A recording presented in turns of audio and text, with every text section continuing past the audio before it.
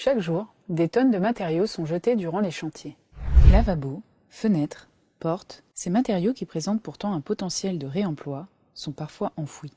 En concertation avec nos partenaires, maîtres d'ouvrage, architectes, bureaux d'études, nous sommes convaincus qu'on peut changer notre manière de penser la déconstruction et construction, et faire de ces matériaux destinés à la benne de nouvelles ressources.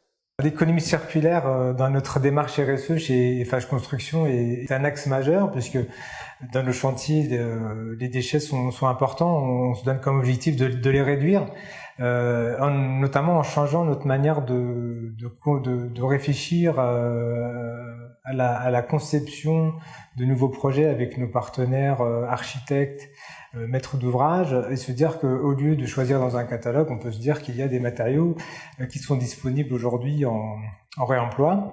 On était sur une première partie existante quand nous sommes arrivés en 2018. En 2019, nous avons doublé cette surface. Nous avons entrepris une réflexion sur le projet architectural qui était imaginé à la base. Mais la découverte du gisement qui était proposé par Réavi sur sa plateforme solidaire d'Antony a permis à l'architecte de se rendre compte que finalement, il y avait des choses qui étaient disponibles et qui pouvaient s'intégrer de manière, on va dire, presque naturelle à ce projet. J'avais anticipé cette collaboration et j'aurais pu penser qu'elle aurait pu contraindre ma conception. Et en fait, le recul faisant, je pense qu'elle a plus éveillé ma créativité qu'autre chose. Dans ce bureau, nous avons pu récupérer les portes, les cloisons, les faux plafonds, les luminaires, les bureaux, les fauteuils. Ce qui représente aux alentours de 40%, 50%, voire 50% des matériaux utilisés dans ce bureau. Pour reprendre le claustral à l'arrière, son histoire, c'est qu'il a été déposé sur un chantier d'un ancien internat. Il composait une façade qui clôturait l'internat.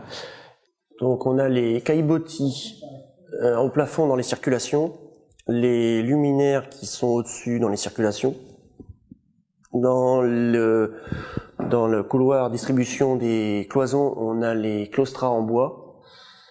Les issues de secours appareillages qui ont été réutilisées. On a les banquettes qui sont des banquettes de brasserie-restaurant. On a les chaises.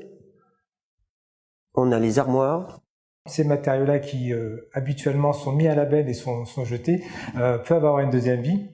Donc avec un triple impact, celui de réduire les déchets, donc avoir un impact environnemental positif, avoir une activité économique pour une structure associative qui accompagne cette démarche de réemploi sur la collecte et l'insertion professionnelle pour pouvoir les déposer, et ensuite un point de vue économique parce que finalement sur ce projet-là, des économies ont été réalisées.